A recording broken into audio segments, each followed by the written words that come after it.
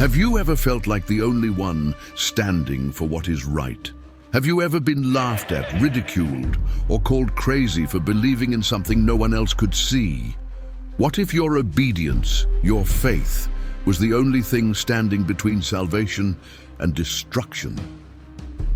Noah lived in a world that had turned its back on God. Civilization flourished in Mesopotamia, in the land we now call Iraq. Cities rose in power, trade routes connected nations, and men ruled with arrogance, believing they were invincible. The streets were filled with laughter, feasting, and indulgence. Sin wasn't hidden. It was worn like a crown. The people worshipped their own desires, drowning in corruption and living without fear of consequences. But in the midst of the chaos, there was one man who refused to bow to the darkness. One man who still walked with God. His name was Noah.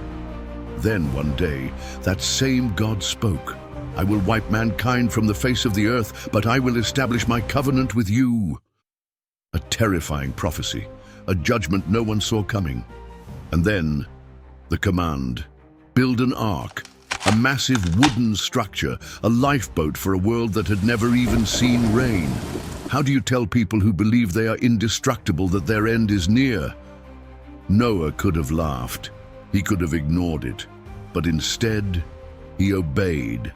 Day after day, he cut wood, hammered planks, and built the ship that would carry life through the coming storm. And as the ark took shape, so did the mockery. The people laughed, called him insane. But Noah didn't stop. Because when God speaks, faith listens, even when the world refuses to hear.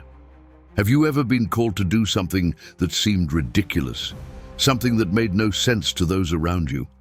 What if Noah's story isn't just history, but a warning, a prophecy of what's coming next?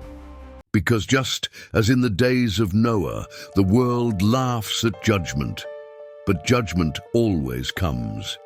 Noah was born into a world that had abandoned God. Civilization flourished in Mesopotamia, in the land we now call Iraq. The cities were powerful, the people were advancing, and society thrived. But beneath the surface, something dark was growing. The hearts of men had turned to evil, and wickedness ruled the earth. Corruption was not hidden, it was celebrated. The strong oppressed the weak, the rich devoured the poor. Murder, immorality, and violence filled the streets. The world had chosen rebellion over righteousness, and God saw it all. But Noah was different. He walked with God when no one else did. He lived righteously in an age of perversion, and because of that, he found grace. One day, in the stillness of his heart, he heard the voice of God. "The end of all flesh has come before me. I will wipe them from the earth." A chilling prophecy, a coming judgment. Have you ever looked around and wondered how much longer the world can survive its own corruption? Then came the command, the most impossible, unimaginable task. Build an ark. A wooden vessel, 450 feet long, 75 feet wide, 45 feet high. A ship unlike anything the world had ever seen. A massive structure designed to withstand a flood. But there was just one problem. There had never been rain. The earth was watered from the mist. No one had ever seen a flood. Noah had no blueprint, no shipyard, no experience. But he had something more powerful, obedience. Day after day, he cut wood, hammered planks, and built the ark. And with every swing of his hammer, the people laughed. Where is this flood, Noah? Did God really say he would destroy everything? You're wasting your life on a fantasy. They mocked him. They scorned him. But Noah kept building. Years passed. His sons, Shem, Ham, and Japheth, grew up working alongside him. His wife and daughters-in-law watched as he labored in faith. And still, no rain.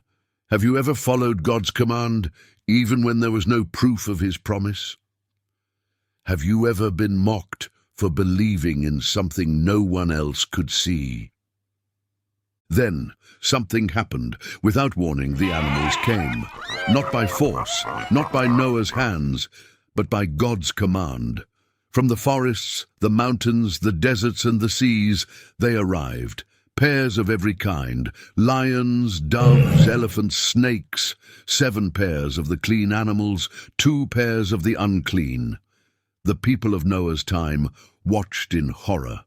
They had laughed at his words, but now the very earth seemed to confirm them. Still, they did not repent, they did not believe. They watched, yet refused to see. Noah and his family gathered food. They prepared for the unknown. And finally the last animal stepped onto the ark, and then the door, massive and heavy, was sealed. But not by Noah's hands. God himself shut the door, and when God shuts a door, no man can open it. Have you ever ignored a warning, thinking there was more time, only to realize too late that the chance to act had passed? Then the sky broke, the first raindrops fell, and then came the downpour. Water burst from the ground, from the deep, from the sky. Rivers overflowed, the earth cracked open, the fountains of the great deep erupted, walls of water swallowed cities, mountains, and people. The screams of those who had mocked Noah filled the air. They banged on the ark, begging to be let in, but the door was sealed. For 40 days and 40 nights the storm raged. The world drowned beneath the judgment of God. Everything that had breath perished. And inside the ark, Noah and his family waited. Can you imagine what it was like inside that vessel? Sitting in darkness, hearing the cries of those who had refused to listen. Have you ever thought about what it would be like to be saved while the world perished around you? The earth was silent, the rain had stopped, but the floodwaters remained. For 150 days, the ark drifted over a world that no longer existed. Mountains were submerged, cities lay at the bottom of the sea. Everything was gone, but Noah waited. He sent out a raven. It did not return. He sent out a dove. It found no place to land. He sent it again. This time, it returned with an olive leaf. And finally, the third time, the dove did not return. The waters had receded. The earth was reborn. And then God spoke again. Come out of the ark.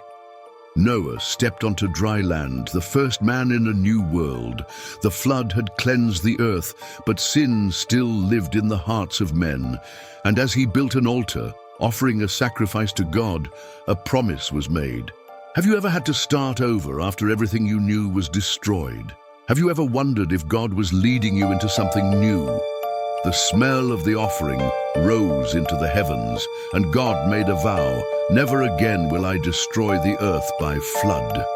He placed a rainbow in the sky, a symbol of mercy, a sign of his covenant. Judgment had come, but grace had triumphed. Noah, the man who had been mocked, was now the father of a new generation. But humanity would not remain faithful. Sin would return. The cycle would begin again. Until the final judgment, not by water, but by fire. Jesus himself said, as it was in the days of Noah, so it will be at the coming of the Son of Man. Have you ever wondered if the days of Noah are repeating in our time? Have you ever thought that the world laughs at judgment now, just as they did then? It is a prophecy of the future. The flood came suddenly when the world least expected it, and so will the next judgment. Are you inside the ark or standing outside laughing? Noah's story is not just a tale of survival, it is a prophecy, a mirror of our time. Jesus warned, as it was in the days of Noah, so it will be at the coming of the Son of Man. In Noah's time, people lived without fear of judgment. They laughed at the warnings, they ate, drank, married, and built their lives as if the world would go on forever. Then, suddenly, the flood came. And today, the world does the same. People scoff at the idea of judgment, mock those who prepare, and live as if tomorrow is guaranteed. But judgment always comes when no one expects it. Noah was not just a man building a boat, he was a sign to his generation. And now his story is a sign to ours. The ark was a place of salvation, but when the door was shut, it was shut for good. There was no second chance. The people outside never imagined the rain would come until it was too late. Have you ever wondered if we are living in the final moments before the door closes again? What if Noah's story is not just history but a warning? What if we are once again standing at the edge of judgment, ignoring the signs, just as they did? Tell me, what part of Noah's journey spoke to you the most? Have you ever felt like you were preparing for something no one else believed in? If this story challenged you, then don't miss our next video, The Tower of Babel, the moment humanity tried to reach heaven and failed. Watch it next.